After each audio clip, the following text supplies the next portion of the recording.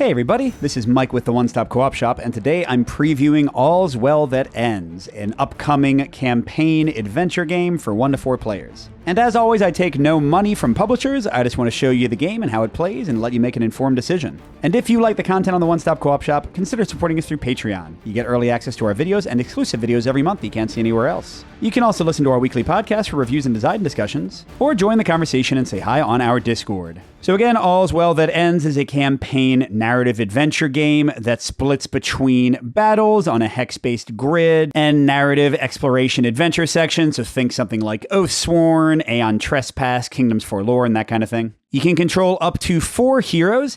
If you wanted to play with fewer, you can have as few as 2, and you can also slightly simplify one of them into kind of a follower character. And then as the campaign goes along, you can have mercenaries to help you out.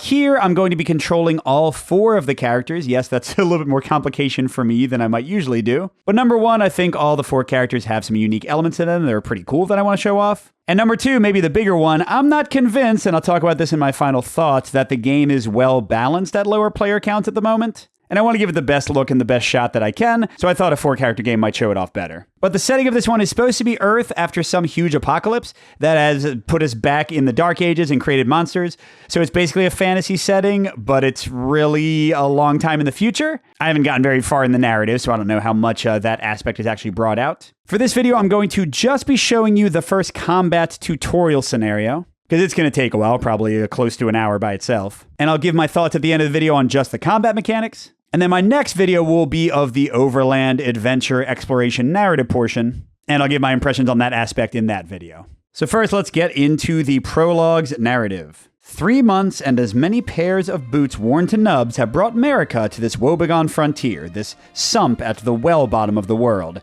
Every step she trod alone, through cursed hinterland, treacherous marsh, and pitted canyon. Every night she clung to her sanity alone, shirking the distant cries of spirits and the too close crowing of forlorn beasts. Alone, that is, until the outposts dried up, the roads cracked and dissipated, and all signs of civilization ceased. Base, humiliating need drew her to approach this campfire in the midst of a nameless forest. She believes there is a settlement somewhere nearby, a town called Hellhope, but she does not know if she has the energy left to find it. Casting aside the remnants of her boots, Marika worries at the fresh blisters between her toes, anointing the parched earth with her blood. The thicker ones will have to wait until she finds proper lodgings. The night air is heavy with the density of uncharted woodland and the musk of spawning coral polyps. They get everywhere, itching under the eyelids, gusting through tent flaps to foul bedrolls. A pot full of stew congealing by the campfire wears them like a phosphorescent skin. One of the other travelers lets out a sneeze that shakes the canvas of his tent, then fights his way out from within it. He shuffles toward Marika, rubbing at his nose. "I have an allergy to something nearby," he says, as if she'd asked. "Every coral formation within 100 leagues of my home is dried out. I think these live ones are the culprits." Fanning out his heavy robes, he squats beside Marika on her log. "But you, having come from the east, are less affected. Why ought that to be?" Marika finishes cinching a linen wrap around her foot and flexes her toes. Satisfied, she stands and puts some weight on that leg. Its entire length arches, but it'll serve. She turns back to the seated man. "I'm no natural scientist, Lambic, but the likely answer is you're as soft as puppy shit." Slower than she'd like, but quick enough to hide any weakness, she crosses to the campfire and ladles some of the tainted stew into her cup. Amongst the shadows thrown by the fire, she sees more figures clustered together, each hunched over a hand of cards. Those that rogue chance gathered in the shelter of this glade are shameless wayfarers mostly. Certainly she would not trust the vagabond Noman any further than she could hoof him. Gronax's rumbled curse as he loses another hand reminds Marika that some here are made of firmer stuff. He might be a rancher now, but when they first met that evening, she recognized a veteran's bearing. As Marika stares into the firelight, some quality in the shadows around her shifts, and her hackles rise. The old clarion bell chimes in the pit below her consciousness. Her war pick clears its sheath a moment before the first projectiles come whistling from the darkness. So we set up the map. We've got icons to mark where each of our characters start, where each of the enemies start. There is no difference in the number of enemies based on number of characters, which again I'll discuss later. We also have some places we can interact with these little hand icons and a letter, some places we can get loot from with bags, and some terrain. The red terrain you can't move through, but you can see through it. Black lines, like on the borders and up here on that little rocky knoll there, you can't move through or trace line of sight through. And blue terrain is difficult. It costs 2 movement points to cross over it either way. And we get a summary of which enemies we need to prepare. I've already done that. And we have our victory condition. So we have to prove our medal after the cleanup phase of the 6th round. This is a short encounter, which is 6 rounds. Longer encounters are 12 rounds. At least one anointed, those are us, or accomplice, that would be a secondary character that we were using in True Solo, must be present on the encounter map. They have not suffered collapse, and must carry no daze token or defend token. So basically, there's a survival mission. We have to last at least 6 rounds. But a better condition, stem the tide of attackers, if you meet the encounter victory conditions and all hired roadsmen, anointed factotum, and rascolin spawn points on the encounter map are covered by void tokens at that time, you also complete the secondary condition and gain encounter token 2. So that's a hint of what you need to do in this scenario, which is getting to these interaction spots and using them to stop extra enemies from spawning. I've learned that fact through rough experience because I've already played this scenario twice, and if you don't try to get to those interaction points, then enemies will just keep on coming and coming. The next page of the story booklet has plot points, which are going to resolve each round, and also what the interactions do, so I don't refer to that until it's actually time. And with that, we're ready to jump into the first round, and this first round is going to be the teaching one, so I'm going to really slowly walk through each aspect of the game. If you don't care that much about being taught, you can jump to the round 2 thing, and everything will flow a lot more quickly. So first we've got the plot and round tracker and our little initiative tokens here. At the beginning of each battle, you take 1 token for each hero and 1 token for each enemy type, so in this case 7, and you randomize them, put some of them on the left, put some of them on the right. And that's going to determine the random initiative order for the first round. After that, every round's initiative order is much more deterministic, but it is randomized here. But in the beginning of each round, I advance the plot, which means I move this token onto the next round. Again, this is a short encounter, so it's going to go up to 6 rounds.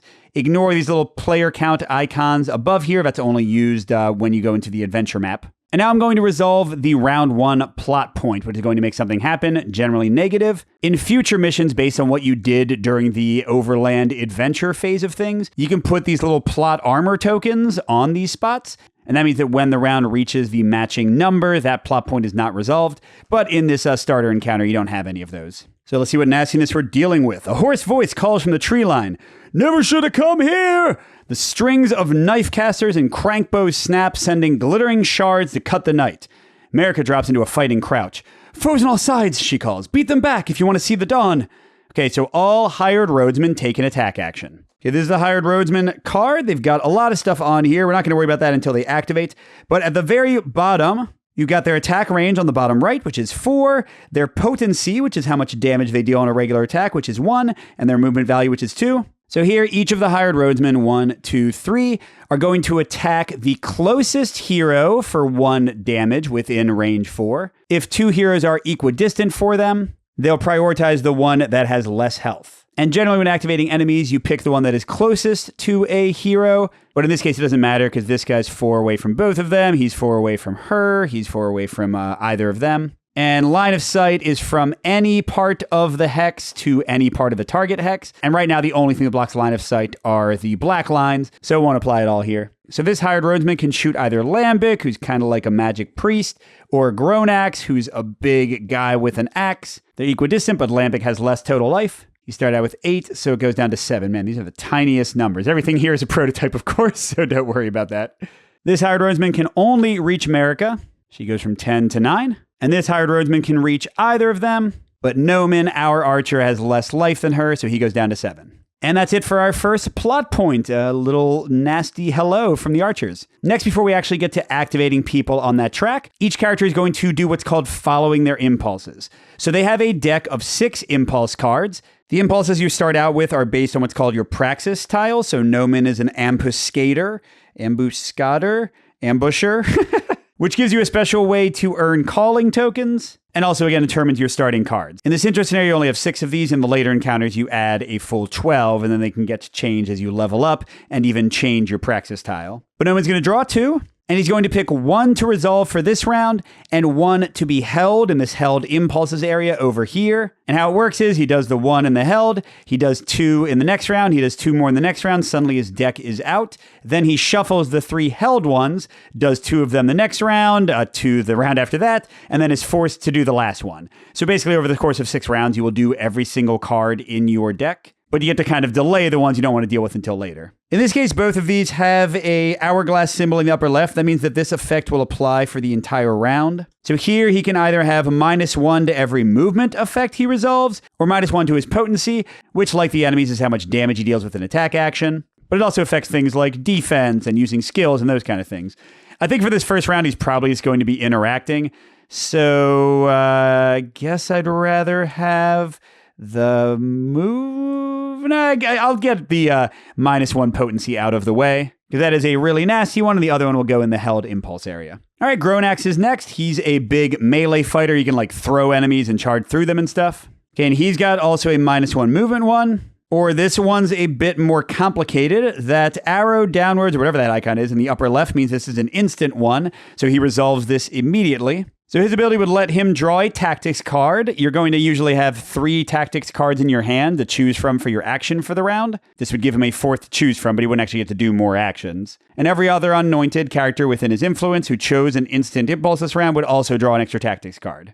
And all this is simultaneous. I know I'm showing them one at a time, but I would be able to see who else has. Actually, yeah, let's pause on his for a second and see who else has good instant impulses. Okay, now we have Lambic. Like I said, he's kind of like a healer and semi-ranged attacker. You can get -1 potency, great. Or this one has an hourglass, and it says, once this round, when an enemy within your range would attack you, you may attack that enemy first. And this is kind of like a triggered effect. That's what the hourglass means. It'll hang out until the trigger resolves during this round. I mean, that sounds pretty great to start off. Hurt the enemies quickly. Yeah, so let's put his -1 potency for later and have that one. Okay, and Marika's also a melee fighter, but she's really good at ordering others and giving them extra actions. Okay, so she has, -1 movement and -1 potency? I don't think so. Or draw a number of tactics cards equal to your potency, then return an equal number to the bottom of your tactics deck in any order. And this is the only other instant one I got. So sure, we'll have her pick that. This one's just too terrible to start out with. And based on that, I'm going to have Gronax do his as well.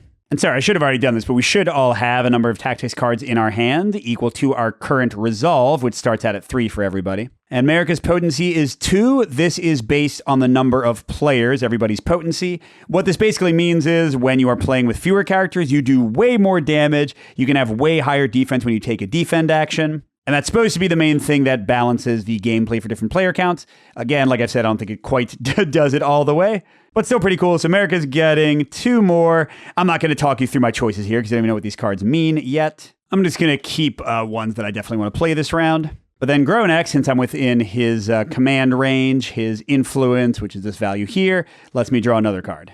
And Gronax himself has 4, and everybody else has 3. All right, so clearly that step would go a lot faster with fewer characters, or if I was playing with multiple players, so we could all do it at the same time. But now we go into the heart of the gameplay, the trigger phase, where we're going to resolve people's turns, and sort of in a Spirit Island-ish way a little bit. Characters will be either on the fast side or the slow side, bird and turtle, of the initiative track, and you resolve it from left to right. But the action they take is going to determine which end of the initiative track they go on to for the next round, which you use down here at the bottom. So like I said, initiative is much more deterministic after this first round. All right, so we have Lambic going first. And he's going to usually pick 1 card to play. There is one instance where he doesn't have to. Oh, geez, and he actually already has that. So maybe he won't play 1 card. But let me explain what we're looking at here. So you can ignore most of the stuff in the top and the bottom. That's important later on for ordering mercenaries and stuff. It tells you what level card this is. What is important, though, is in the upper right, this is a bird card, which means if Lambic resolves that one, he's going to, after he resolves his turn, go down to the bird track to the left of any other tokens that are already there. So here he would be the last person to act on the fast side next round, but still faster than everybody who did a slow action. If instead he did a slow card, he would go to the right of every person already on the slow side of the track. And once everybody's gone, all of these slide up. So if you pick a fast card, you're going to tend to go earlier in the next round. If you pick a slow card, you're going to tend to go later. Now, getting into what's actually on the card, you'll see 3 rows. Each of these are action options. And your standard turn is called a focus turn. You get to pick 2 of these things to do in whatever order you want. So I could first use Unsteady Feet to move 2 spaces. Then I could use Determined Stride to move 3. Or I could reverse that, or I could do Creeping Fear first, then do one of the moves. So again, a focus turn will let you resolve 2 of these. Now, some focus actions have what's called a surge, where you get a bonus for doing them in a particular order. So if you see there's a little blood trail going from the top option here, Vicious Lash, down to the bottom option, Crush the Will, and then there's a plus in blood with a +1 shield icon next to it. What that means is if I do those specific 2 actions on the card, not whatever the third one is, and if I do them in top to bottom order, Vicious Lash, then Crush the Will, I gain that plus bonus. In this case, the Crush the Will would use my potency +1, would have a 3 strength instead of the normal 2. And that's what the shields mean in general. So the Vicious Lash, whether or not I do it as part of a surge, would have +1 and also give me 3 damage with my attack. Now, if I don't like or don't need one of the 2 options I'm going to take, I can get a Brace token instead for either of them. And this will let me mess with my initiative at the end of the round, and or let me swap out some items from my inventory. None of that matters yet. We don't have very many items right now. And actually, Lambic has the ability to use braces for other effects. Like his basic weapon, the Chained Blade, each character starts out with one of these, can use brace tokens to add range to his attacks. And also some of his impulse cards, the things we did in the previous phase, will let him use these for other bonuses. But again, that's if you don't want to use one of the 2 actions, like if I just wanted to attack but didn't want to do anything else. The other option, which is pretty rare, but I happen to have gotten it, is called a Rampage. So you'll see that the cards on the bottom, they don't all have this. Again, oh wait, that's the wrong order. I just happen to have gotten it. Some cards don't have any blood to their left, but have a blood trail going to the right. Those are called opening cards. Some have blood on both sides. Those are called sustaining cards. And some have blood coming from the left, but not going to the right. Those are called closing cards. And if you can form a complete set of an opening card, 1 or more sustained cards, because you can't have more than 3 cards in your hand, and 1 closing card, you need all of those, you can do a Rampage turn. You have to do all of these actions. You have to do them in order. And then the only card you discard at the end is the closing card. So you could potentially get other Rampages later. Now, in this case, I don't actually really want to do what the Rampage would do. It ends with a horror action. Each character has 3 unique skills that are summarized on their play aid. This lets Lambic make somebody run away from him. I mean, I guess the 6 movement actually would be able to get me to one of the places I want to go. Yeah, and then actually I could make one of the annoying enemies run away. So maybe I do want to do this. So sure, let's do a Rampage. But to show the other options, the attack is a basic attack. Has to be within his regular range, which is up to 2. It deals damage equal to his potency, which is 2, and it has a +1, so that'd be 3. And how damage works, here I'll show you the Anointed Factotum. That's the guy closest to the Lambic. It has a damage value to change their status. So first you have to do 3 damage to give them a yellow rattled status, and that means they're going to tend to be less effective when they activate.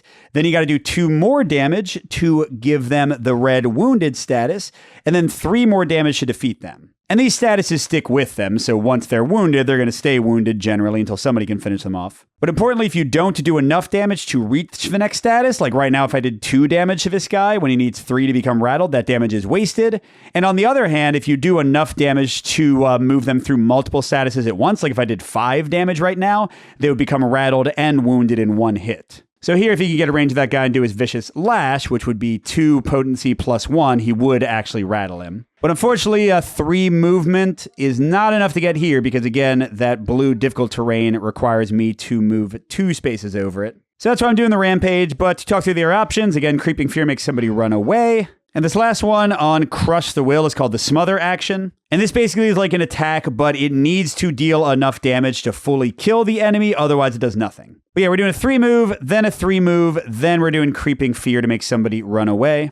And he's going to get a brace because he did the Rampage. Again, the plus only applies if you made the little combo happen. All right, so 3 movement, 1, 2, nothing. 3 movement, end right there. And we pause for a second and do interaction C before we get to the final action. So how these interactions are supposed to work, clearly this is tough to do solo, but you're supposed to just look at the headings in bold and make your choice before you read the rest. So here, I'll just read it quickly without looking at it. Nature plays its own games in the wildlands, but even so, you doubt this ladder belongs to the forest. I'm going to drag the ladder down instead of scurrying to the top. That sounds dangerous. The lookout tries to snatch the top of the ladder as you whip it away, but his balance fails and he crashes down into the underbrush. Gain a brace token. Oh, that's good. He likes those. Add a void token to this hex and on the closest anointed factotum spawning hex. So void tokens mean you can't interact with something again, but here it also means that this spawn hex is taken out. Like I said, you want to interact with these things to try to take out their spawns if possible. Okay, finally he gets Creeping Fear. So I have to pick one competent within my influence. That's what that little aura symbol is. For Lambic, that's a 6. They take a flee action, which means they move away from me. Each hex has to take them farther away up to their regular movement. But I add the value of this action's potency, which is currently just my regular 2, to the fleeing. So with 6 range, I could pick a lot of people, but this anointed factotum is definitely going to attack us in a second. So let's send him 1, 2, 3, 4. Oh, actually 5, because his movement is usually 3 and then +2 for my potency. And then I get a second brace token. Okay, now to end my turn, I discard the card I used, or in the case of a rampage, I discard the closing card. And I draw back up to my resolve value, which is currently 3, although if I get my butt kicked by some enemies, it could drop down. And remember, that was a fast card, so we move there, and that was one hero's activation. We'll see that go a little bit faster, except for explaining their icons. Oh, we got another one of us, which is Gronax. Because he's grown and he got an axe. Okay, so he cannot do a rampage. You'll see even with the +1 he drew, he has 2 closings, but only one of those. But I would ideally like to keep that card and one of the closings to be able to do stuff later. Now, he has 3 potency, so if he can get next to an enemy, he can certainly do a lot more damage. He's also got the most life of my characters, so yeah, I'm not too worried about him. All right, so what do I want to do? I think I want to move him towards one of the interaction things, but also hit somebody. So let's go and pick this lumber card. So I can move 3 and then move 4 if I don't want to do anything, or I can move 3 or 4 and then attack without a bonus just for his basic 3 potency. Now let's see, he can move 7. 1, 2, 3, 4, 5, 6, 7. Ooh, so I could just really fast track this and have fewer enemies spawning, but not hit anybody. Or 1, 2, 3, 4, 5, 6, 7. He could almost get to this one. Alternatively, though, I could just move 1, 2, 3, 4, or 1, 2, 3. And with 3 damage, I could hit the Hired Rhodesman. 1 damage would rattle him, and 2 more would wound him, so he'd be nearly dead. Which again tends to make them activate worse and not attack you as much. This is a tough choice. Well, if anyone can survive just blindly rushing into enemy territory, it's this guy. So let's do the 7 movement and just suck it up. So he's doing interaction A. A granite boulder perches on the extreme lip of the overhang above the cave. Using some of the surrounding debris for leverage, you test your body weight against the rock. For a moment, it seems nothing will happen. Then the shale beneath it shifts. Okay, so I can either turn my attention back to the fray or throw your weight against the rock. Clearly, I'm going to throw my weight against the rock. I'm a big dude. You leap back, falling heavily, as the boulder plummets into the cave mouth. Add void tokens to this hex and to the, the Raskolin spawning spot. Those are the nastiest guys here. But I deal 1 damage to myself, so I'm down to 11. Yeah, this guy is, again, the roughest enemy I've got in this mission. So not bringing any more of him in is lovely. And that was also a fast card. I forgot to even check, so that works out well. Now, Gronax's resolve is 3. Yes, his impulse let him draw to 4 cards, but he does not redraw back to 4 when he's already got 3. He just stays with what he's got. All right, we're going to get an enemy finally. Yep, there we go. It's the Hired Rhodesman, the Archers. And what you do whenever a type of enemy activates is you draw the top card of this intent deck. And you're going to see a few things on here. First, in the upper left is a number 5. The cards in this deck go from 1 to 18, and generally speaking, cards that are closer to 1 are easier, and cards that are closer to 18 are way harder. So this is going to be generally not too nasty of a card. In the upper right, you see that same bird symbol, so the archers are going to be going fast next round in front of both of my characters. And then finally, the main part of the card shows how each of the Hired Rhodesmen is going to activate. And it's based on their current status. If they're wounded, they're going to do whatever the wounded one says. In this case, that just means they hold, they do nothing. If they're rattled, they'll do the one next to yellow, which means in this case they would move towards somebody to try to get an attack range, but they would also just defend instead of attacking. The next one with a less than equal sign and a sort of bow range symbol means that if they're in range to attack somebody already, they will do an attack and then defend. And then finally, the flexing muscle means if they're healthy but not in range to attack somebody yet, in this case, they would move up to their movement range to try to get an attack range of somebody. And if they do, they would deal an attack, but with -1 damage. In the case of this scenario, these guys only have 1 potency, so that would be 0 damage. And for activating, you pick the ones that are closest to anointed heroes first. So this guy's within 3 of the Lambic. And their target is always the closest person that is in range and line of sight. Remember, line of sight can be traced from any part of their hex as something else, and this can't cross a black line right now. So that guy's healthy, so he's going to attack Lambic with a regular attack and then defend himself. And just to show them again, they've got a potency of 1, so they're only dealing 1 damage. Range 4, 2 movement, all that stuff. So Lambert goes down to 6. And now this guy gets a little defense token on him, which means when we attack him next, if our attack is less than his defense, which is a 1 here, because that's his potency, so that's impossible. But let's say he had like a 3 defense, if we only did 1 or 2 damage, it would just completely plink away and do nothing. But if we do at least 1 damage in an attack, his defense is subtracted from it, and then the rest of the damage gets through. So like with him having a 1 to become rattled, we'd have to do 2 damage to make him rattled, but then his defense would go away. All right, and these guys are doing the same thing, attacking the same people as at the beginning of the game. So this one's attacking Noman for 1 damage. This one's attacking Marika. She's down to 8. And they're both defending as well, which is a little bit annoying. And again, it was fast, so they go to the left. So next round, they will go before the people who previously went with a fast card. All right, who's next? Oh, it's the Rascal, and this guy's nasty. Okay, so it is a slow card, and he's definitely not hurt. And he only has 1 range. So he's going to be moving and doing a regular attack, but his attacks hit really hard. Yeah, so here he is. So let's see, 1, 2, 3, 4. 1, 2, 3 to Marika. 1, 2, 3, 4 to get to Gronax. So he wants to hit Marika. And unfortunately he can because he's got 4 movement, 4 potency, and 1 range. Oh, and you might see all these special abilities. Those are only used if the activating card says they are, which is not the case here. So he goes 1, 2, 3. We can use whichever way we want to go. And he hits her for 4 damage. Oh, man. She hasn't even got a chance to do anything yet. And then that was a slow card. So he will go slow, but still before everybody else in the rest of the round who also goes slow. Oh, and the last enemy. So our other 2 heroes will go later. This is the Anointed Factotum.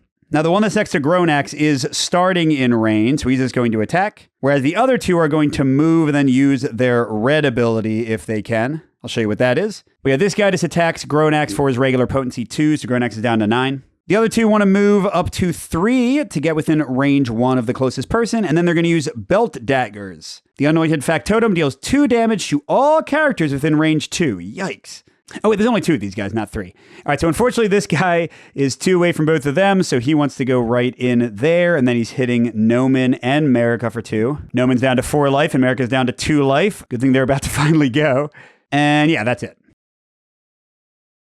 I was going to say that had to be a slow card, and it was. Next is Marika. Really want her to go fast, because otherwise she's going to get beat up a whole bunch. So she also has 4 cards.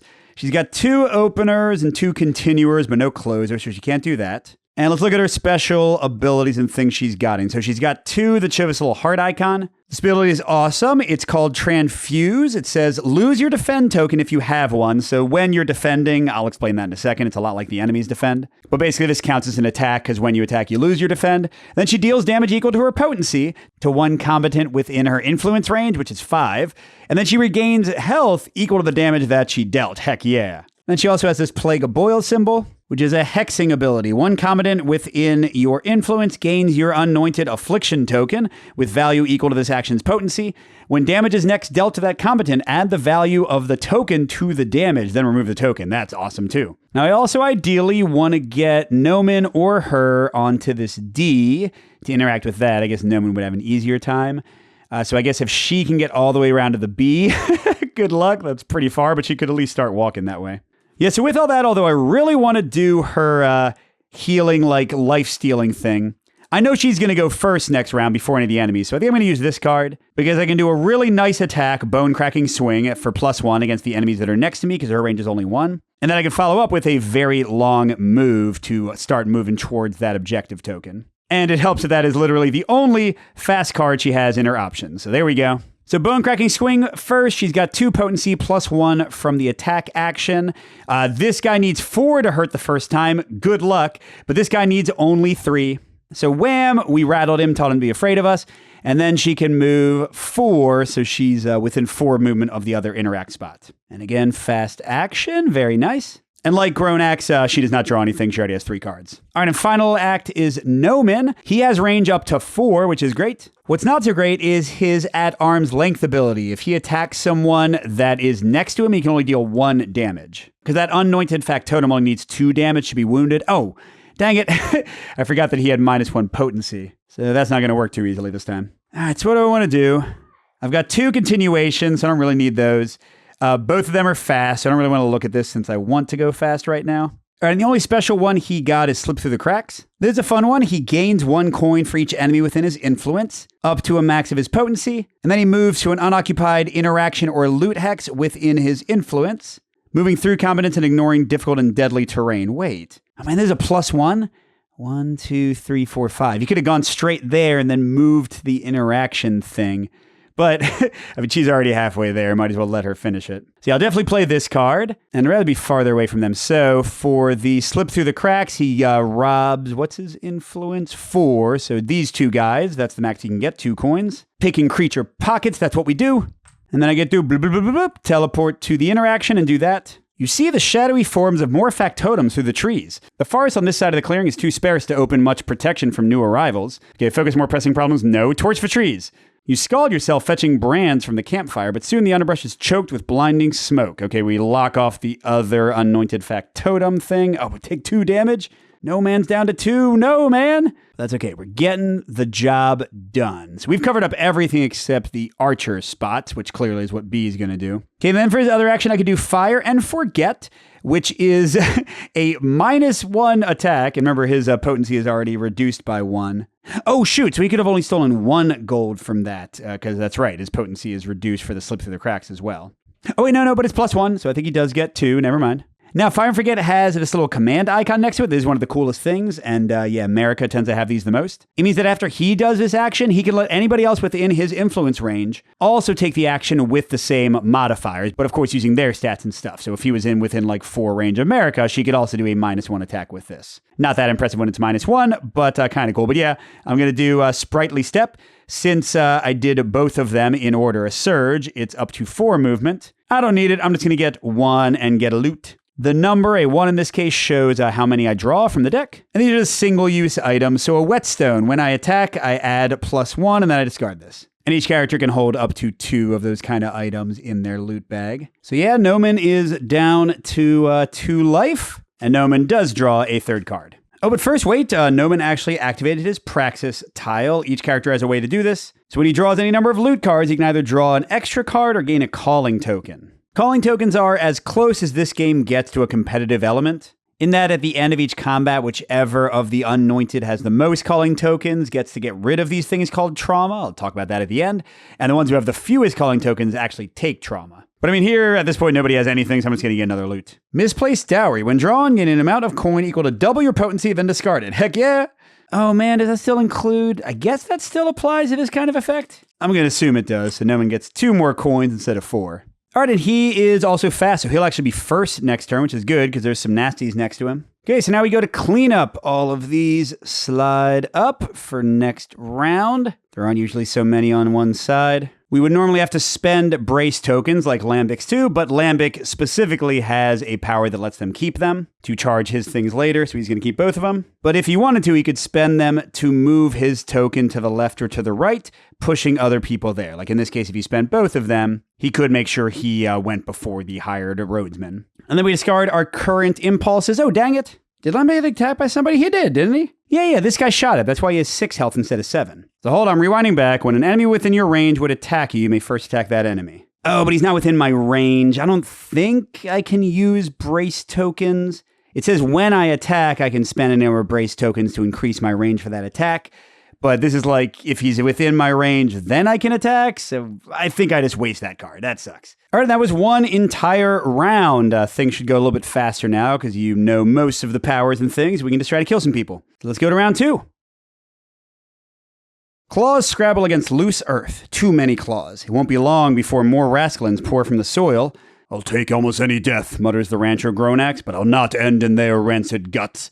Spawn a Rascalin at the Rascalin spawn point. Now that only happens if it's not covered up by a character or in this case by a void thing. Haha, we dropped a boulder on you, buddy. You ain't coming out nowhere. So yeah, nothing happens from that plot point. That's what happens when you play the mission twice and you know what you're supposed to do. All right, so now let's get to our impulses. For Noman, he can gain coin, Robin, an enemy near him, or gain coin based on my allies who take instant actions within my influence, but nobody's within his influence right now, so we'll save that.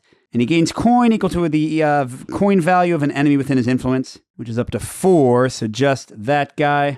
Coin value's in the upper right here, 6. I am rich. But he'll share, of course, maybe. Gronax has an interesting choice. So he can do a thing where when an enemy would attack him, he gets to move towards the enemy for free. Or he can lose 1 resolve, which is going to make him draw to a lower hand size and bring him closer to death, but it would let him deal damage to his potency to one adjacent enemy immediately. which would let him already get the anointed factotum next to him into the yellow, and then he could very easily on his turn probably kill him, or at the very least get him into the red. So yeah, let's do it, baby. So Gronax goes down to 2 resolve. The immediate effect is that his new hand size is 2, not now, but when he draws at the end of the turn. And also when you lose all your health, you start kind of like crawling around and dying. And you lose resolve from that. And if you go all the way out, I think you're like actually out.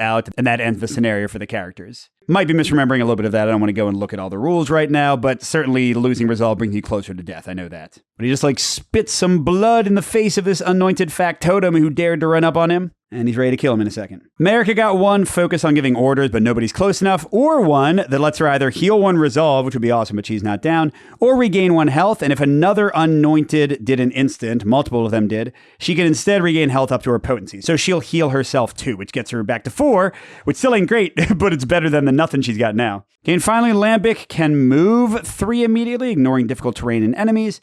Or gain a brace token, let other people gain a brace token. He already has enough of those, so I'm going to do the movement. Because first of all, I'd like to get within 2 range of somebody to actually attack. And I'd also like to get closer to Noman so I can help him not get hit by all these people that want to take away his last 2 life. So let's go 1, 2, 3. Again, that special movement ignores the difficult terrain. All right, and with that, we're ready to go. So yep, Noman's first. So what's he got? His potency is back to 2, so he could injure the anointed factotum next to him with a regular attack. He could also do a soporific dart. That icon means that he gives an affliction token to an enemy, which means the enemy moves less equal to his potency, and if it's high enough to make them not move at all, they just keep on not moving for most of their turns. Or he could do a nail bomb. Oh, fun. You put a token down, and then during cleanup, everybody who's adjacent to it takes damage. But him going so early, that's probably not going to work very well. So honestly, I kind of just want to do this regular attack that's strong enough to hurt the guy, and hey, it'll get him a loot too if he moves after. So first, he'll resolve the lung burster. This guy needs 2 damage to go to red, so he's now wounded. Then I can move up to 3, and I get to get a loot. But honestly, he's fine with his limited health. I don't really want to move him. But let's get a loot. Dubious Vial. Deal damage equal to your potency to yourself and to all adjacent combatants. Well, the yourself part I don't love, so let's not do that. And at the moment, he can't hold any other loot, so he will take his first calling. He is now in the lead to not get traumatized later. And that was another fast card, so there we go. Okay, America is up. So she's still pretty hurt, but I really want to get to that last interaction to close that down. So Swift Leap seems like it's probably the one to do. And then I could give one of them that Plague of Boils. I wish I could do the Bone Cracking Swing. But if I'm going to move on to the interaction spot, I'm not going to be adjacent to them.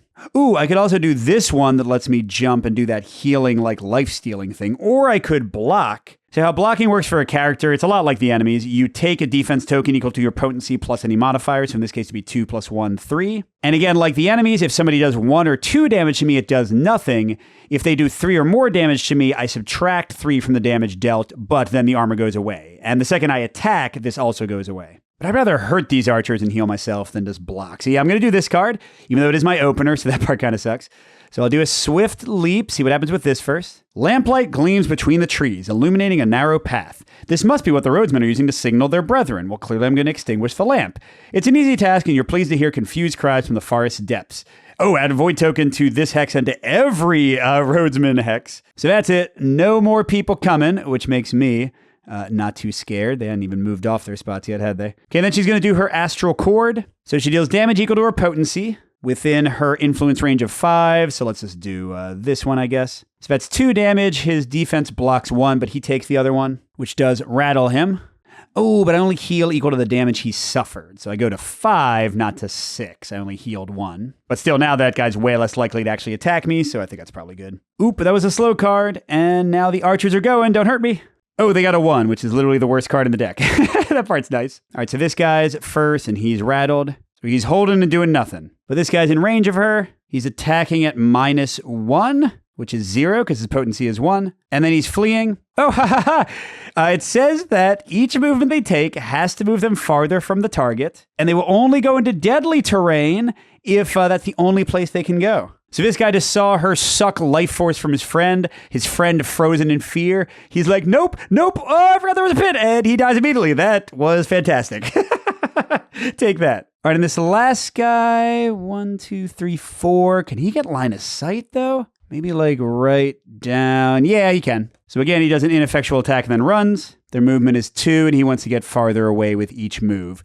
By the way, enemies do not, I might have said this wrong before, they do not lose their defense until you get rid of it. It does not go away when they attack, but again, for heroes it does. Okay, and that was a fast action. Not that they're going to be too effective on their next turn either, I would think. So next up is Gronax. He wants to finish this guy off, which would take 5 total damage. That's a lot. So by the way, he did get my 2 favorite powers of his. He got this one, which is Plow. He gets to move to a hex within his influence, and then he traces a path where he's moving 1 farther away with each move. And if he moved through any number of enemies, he gets to deal damage equal to his potency, or in this case, +1, split among those enemies. And this one's kind of similar, but even more fun. This is Hurl. He throws one adjacent person into a space within his influence. And again, he gets to split damage with the modifier in this case between that person and anybody he threw them through. Okay, so yeah, this will actually work great. Let's do clubbing blows and shoulder barge. And it's fast, bonus. So first, the clubbing blows. I can just do a regular 3 damage attack, which is enough to wound this guy.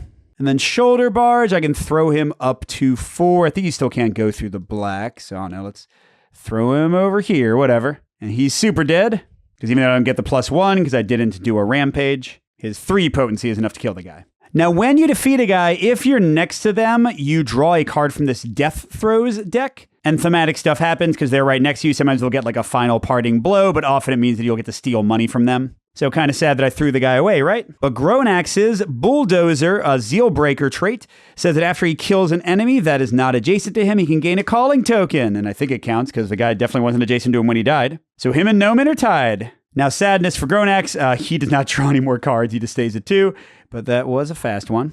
All right, and we get one more hero before all the enemies go, Lambic. And ideally, I'd like to kill that guy or hurt. I mean, we need 4 damage to get through the Rascalin's initial defense. Then it's 3 and 2, so it gets a lot easier. But 4 is just a lot. Oh, shoot. Or it's not. This is the best card ever. Look, Strip the Flesh. He gets to do a +2 attack card, and then he can order somebody else to do a +2 attack. And guess who's in influence range of him? He has 6 influence. He can have Nomen kill that guy and injure the Rascalin. Yeah, I mean, that's the card. I don't even know what else. Who even cares what the rest of these do? That's definitely what we're doing. And then I guess we'll move afterwards. But yes, it will strip the flesh of the Rascalin, getting it to be rattled, which is a good start. And then he orders Nomen to do a +2 attack within 4 range, which will defeat this guy. And then what can I do? Move 3 or move 3? Well, I guess I'll move 3. Let's get... Yeah, more. The Rascalin can move far enough if he decides to attack, but let's at least get in the way of him attacking Nomen for sure. By the way, Lambic gets calling tokens when he gets a Death Throes card, which means when he kills somebody next to him. So that ain't working out so well for him yet. All right, and all that's left... Oh, these guys are all dead, and no more of them are going to spawn. So bye-bye Anointed Factotums. You don't get a turn anymore, but the Rascalin still does. But he's scared, so maybe he won't kill us. Or maybe he will. So with his yellow, there's a 12, so a slightly harder card. He's going to move and attack anyway. Yep, so 1, 2... And now Lambic is down to 2 life. Wonderful. Oh, and geez, that was a fast card. No, Lambic, you were going to get killed. I blame Nomen. I mean, it's really his fault, right? Now, once again, Lambic is the only one with brace tokens, but even spending all of them would only get him to go before other heroes, so not much point. So it takes us into cleanup, and we're ready for round 3. We should be able to wrap things up. All right, so plot point 3, the armored factotums who march from the forest gloom hold their war picks with trained poise. Stranger yet, one of them sports a scarred jaw that Marika is sure she recognizes. This is no random ambush, she mutters. These men kill for the coin of a high house. Spawn an anointed factotum at each. Nope, none of those are left. Get out of here. Yeah, you can see why taking care of those things quickly is so good. All right, each of our characters are down to their last 2 impulses. They're going to hold 1 and use 1, and then we'll shuffle the 3 that they've held in these rounds for the future rounds. All right, so Nomen's got more coins. Once during this round, you may spend any value of coins up to the value of your potency to deal the same amount of damage to one enemy within your influence. Rascalin, you died, baby! Or once during your turn this round, gain a number of coins equal to the number of enemies within your influence. That'd only be 1. That's weak. Now, unfortunately, this is during his turn, which is after the Rascalin might have already eaten Lambic, but we can get revenge. That's good. All right, Gronax can be slow to move, or the first time you would suffer 1 or more damage this round, ignore that damage. He's like 1 billion miles away from everyone, so these both kind of suck, because that's probably not going to happen, but moving slowly isn't going to help much. Oh, geez, looking at his cards, he's terrible at moving anyway. I guess I don't know. I'll take the healing one so we can at least get close to some enemies. Or not healing, defense. Okay, America can be slow, although she's next to the only person she really wants to attack. Or this round you may issue orders to mercenaries and allies who are outside of your influence. Does she have any order cards at the moment? Nope. So -1 movement shouldn't hurt too much. And Lambic, not that it matters much because he's going to die. This round, each time you take an ability action, you also gain a brace. During cleanup, you may spend any number of brace to regain the same amount of health. Ooh, actually, this is perfect, because if he gets dazed from the guy attacking him, usually you need to, like, crawl around and find a potion, but this would heal him. So we're definitely doing that and not getting -2 potency. But none of it might matter, because, let's move him up. The Rascalin's about to bite my head off. Although, hey, we got a chance. He's yellow. He might, like, run away or something. He's moving and doing his top ability, huh? Oh man, Constant Coagula. The Rascalin gains an augment token. While it carries the token, reduce damage dealt to it to 0, and it would next attack instead remove the token. I was just about to blast you with money. I was going to throw coins in your face. I mean, the good thing is he's not eating me. The bad thing is he's invulnerable for a little while, but okay, we'll just focus on the archers. Oh, and it's a slow card. Although, right, we need him to go to attack again before we can do anything to him. This is going to be annoying. Well, whatever. Okay, Grown Axe is up. I don't think he can even do anything. We'll do the one that moves me farther. And then we'll, these don't do anything. Oh, he could force to the front. Would that get him far enough? So he can move 2 and then move to a space within his influence of 4. So 1, 2, 1, 2, 3, 4. Let's go. Okay, so never mind. We're doing this. Because no point in holding on to closing cards and opening cards now. He's only got 2 resolved, so he's never going to draw enough cards for it to matter. So he's going to amble and then force to the front. He's not getting the +1. He goes 1, 2 with the amble. 1, 2, 3, 4. Force to the front. Oh, wait, nope. It says he can move through guys, but not end his turn on them. Never mind. He'll just lumber for 3, and then since he's not doing a second action, he'll get a brace token. That was sad. Wait, not done. I remembered something. We're still doing this. Our weapons haven't really come up much, but this time it matters. Ranchmatic. When you assign damage during plow, assign any amount to adjacent targets. This is after you move. Instead of those you move through, then flip this card. And then each weapon has a way to come back. In this case, after you suffer damage, flip it back. Yeah, so now I move 2, then I go 1, 2, 3, 4, and I end next to him. And I deal damage equal to my potency of 3, so 1 for his armor, 1 gets him to yellow. Unfortunately, he would need 2 more, so my last damage is wasted, and I don't get him to red. But cool, I'm back in the fray, and I'm slow, so be it. All right, now the archers are next, but they're both yellow, so pretty good chance they won't do much. Oh, unless it's card 18, the strongest card in the game, so they can move up to 1 more than their movement, and then they attack, with a +1 bonus. Great. All right, but I don't think they move at all if they're already in attack range, because movement just says they want to get into attack range. The exception is if they have like an area of effect thing, like the guys throwing knives, they'll try to get into his range as many people as possible. So they're both attacking for +1. Oh, what was this thing? The first time you would suffer 1 or more damage this round, ignore it. He takes none. Haha. America does take 2, 1 + 1, so she's down to 3. Good thing, though, that was a slow act. Wait, that's not him. So now it's it's all of us. So Noman's up, and now he just needs to get to 3 damage. If he gets a +1 attack, or if he uses his whetstone, that's definitely possible. Ah, there we go. Headshot will do it. And then he doesn't really need to move, so we might as well put on some armor. So okay, he'll do a headshot and stick to the shadows. So headshot does 3 damage. This guy only needs 2 more, so Lambic should be able to take care of that. And then he's defending equal to his current potency, which is 2. Not enough to Oh, wait, shoot. That guy is immune to damage. Stupid coagula or whatever. I don't think Noman can get into 1, 2, 3, 4, 5, 6, 7, 8. Oh, 1, 2. Oh, you can shoot that guy. But in that case, let's maybe not use the headshot because it'd kind of be a waste. Oh, but all we have is snapshot otherwise? I mean, I could throw the nail bomb down. I know those guys aren't moving anymore. Sure, that's kind of fun, right? So I'll have him move 3, sure. And then he throws a 2-value nail bomb. We'll put it there so it can't hit America. And the guy needs 2 damage to be wounded and then 2 damage to be killed. So if America can hit him for 1, then we'll be good to go. And that was a fast action, which honestly isn't great because I want to go after that guy when he hopefully is actually targetable again. Okay, America's up. Oh, yikes. I guess we didn't need the bomb. I didn't pay attention to what she had. So yeah, she'll do this card. She gets to steal 4 life from the guy. He's dead. And heal 4. That seems great. And then she'll move 3 towards other people. Oh, except she only moves 2 because of her card she chose at the beginning. So yeah, 3, you're gone. The bomb doesn't matter anymore. I mean, it would still go off, but nobody's there. And she actually did 4 damage that time, so that's great. And that's a slow card, which again is kind of what we want because we want to go after that guy's maybe targetable. All right, and Lambic's last. Let me know what to do. Well, let's see if he can get to the other archer. He could move. Oh, I actually have a, whatchamacallit thing. That's fun. Oh, except it's not enough to kill the archer. The crush to the will is 2+1, but the archer has 4 life left at yellow. Oh, well, we could have done that, but instead, let's do this card, I guess. Or no, I want to go slower. Now, for this round, when he uses an ability like Crush the Will, he would get an extra brace token to heal, but that's not going to matter much.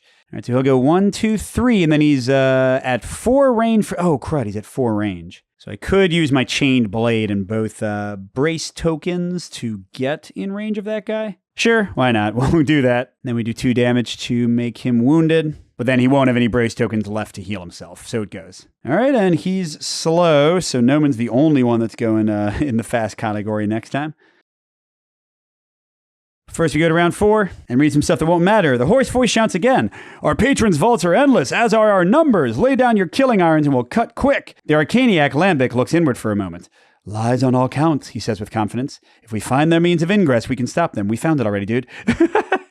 See, this mattered a lot more when I was playing this for the first time. So we would have spawned an extra 3 archers potentially, but nope. All right, now we're each taking, again, our 3 held impulses and drawing 2 and picking one of them. Noman has to move slowly or potentially gain some coins. We'll pick that one and see if that works out. Gronex has to move slowly, or he can move to an enemy who would attack me. That's not going to happen, so he'll still pick it because I don't want to move slow. America can give people a brace if they follow her orders, or she can order people outside of her influence. Did she get an order yet? Where are her order cards? Oh, I guess the cautious approach one, but that's it? Yeah, it's a bit dull. We'll pick the brace one. And Lambic sucks. We'll make him suck a little bit less. All right, Noman, go. Oh, man, he is far away from everything. He can't attack that guy. I doubt he can get to that guy. Oh, I forgot. What did this thing do? Oh, nobody picked an instant impulse, so nothing. All right, so what do? I guess I'll move next to the guy and stick to the shadows to be ready to attack him later. So move here. 2 defense done. Oh, I forgot we could have been getting loot. That loot he already got. I forgot to mark it. But yeah, America could have gotten 1. Gronex could have gotten 2. Oh, well. All right, Coagula Boy is next. Please just let us hit you. Move and attack with yellow. Yes. So he doesn't want to move. He attacks, but nope. Instead, his Coagula goes away. And he's vulnerable again. You're going to die. Okay, Gronex is up to mash that archer next to him. I mean, if he's got a mashing option, I guess he could just, attack way too many times. Attack +2. Yeah, I mean, all these will kill the guy. So we'll do this one. Smack him out of existence. Oh, that is a Death Throes card, though. Nameless Peasant. No sooner do they hit the dirt than you're smacking their trembling hands aside, clawing at the left earth.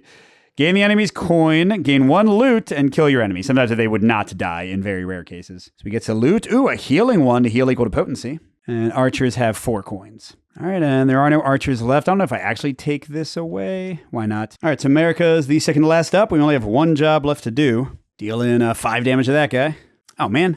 She actually has a great rampage here to do a ton of damage, then heal herself 4 in this case, because that's a healing skill. Which would be amazing, but yeah, she can't attack the guy because she's not next to him. So I think instead a Swift Leap and Bone-Cracking Swing will work. 1, 2, 3, 4. Hello. Oh, his defense got knocked off.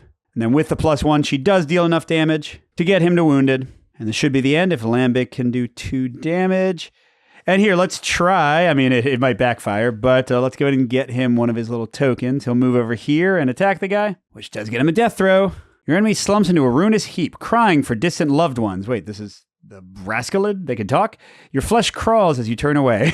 I feel like maybe you shouldn't draw a Death Throws card for, like, creatures. Okay, gain your enemy's coin reward. Yay, but gain 1 trauma and kill it. Okay. All right, I guess we'll just stop there because I mean, I could play out the last 2 rounds, and I guess, well, I mean, we can say we got all the loot, I suppose, because clearly we'd be able to. Oh, no, let's say Lambic got the 2, and he got some coins and stuff, okay? And even though she might not be able to get that far, we'll say America got the other one. But yeah, none of the other round events are going to do anything since all the enemies are dead, so we win! And because we locked out all of the spawn points, we'll get the special encounter token too, which will change how things start in the next video where I go into the encounter phase and show how that works. And to be clear, that'll be a much shorter video because the encounter phase takes a lot less time and there's a lot less to teach than the combat phase. Okay, we do get our encounter outcome. The attacker's raw aggression is no match for your skill at arms. The survivors wither into the blackness of the woods, their yelps of pain and frustration quickly fading. You are left to survey what remains of the camp. Draw location card 1, and we would have started somewhere else if we had failed the mission, but you still would keep going at least. All right, now we go to callings and gaining trauma, and trauma influences what ending your character gets at the end of the campaign, so I have no idea what that'll mean in the long term, but it's an interesting idea. So whoever got the most calling tokens loses 1 trauma.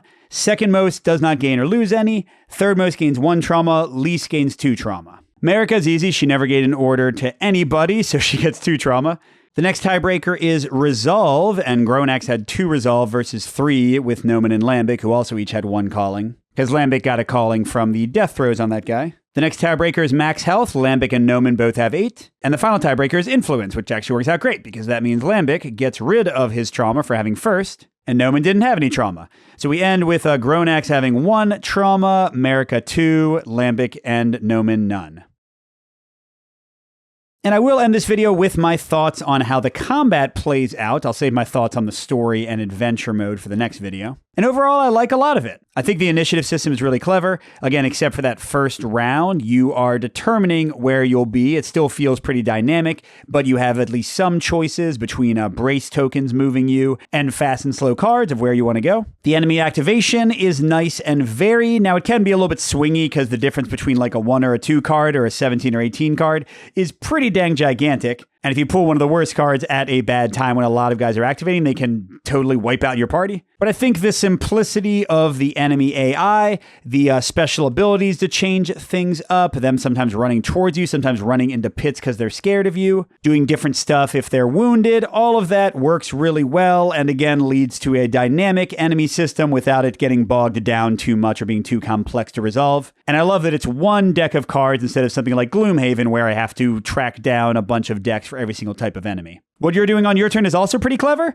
You don't have that many options, so it's not too overwhelming, but picking which card is best, picking your 2 actions, having different special abilities, but not too many to start out. Looking at these guys, each character starts with 3 abilities and could get up to 5 more, but you'll be customizing your deck and adding cards to it, so you'll know which ones they are and learn them pretty steadily. And the whole thing about getting a Surge or getting a Rampage for extra actions, it's not going to happen all the time, but when it does feel pretty cool. And then at least in the couple missions I've played, this one and some other ones I won't show you, they do a pretty good job of mixing just straight up combat and actual objectives and things. My one complaint with the game, and I mentioned this at the beginning, is that I don't think the player count balance is right at all, like not even close. So the big difference when you have fewer characters is that your potency is higher. And don't get me wrong, that does do a lot, because most characters have 4 potency instead of 2 when you're playing with 2 characters. So that means their basic attacks do 4 damage, so with a boost, they could one-shot an archer or damage the Rascalin with no problem. So you can wipe out enemies left and right. And then a lot of loot cards and special abilities are also based on your potency. So like you can throw darts harder, your healing items will heal you more. So I think that part does work well. It spreads the amount of damage dealt, the amount of special things used across the players, kind of diluting them, so it tends to balance pretty well. But what doesn't are, I think, kind of the obvious things that you saw here. The objectives, right? With 4 characters, we were able to split up and within the first 2 rounds, lock down every single one of these spawn points. And that's going to be the case for any mission where you have to like run and do things. My 2 plays previously of this one have been with 2 characters, and as you can imagine, that was way tougher. Even after the first game where I knew what I was supposed to be doing,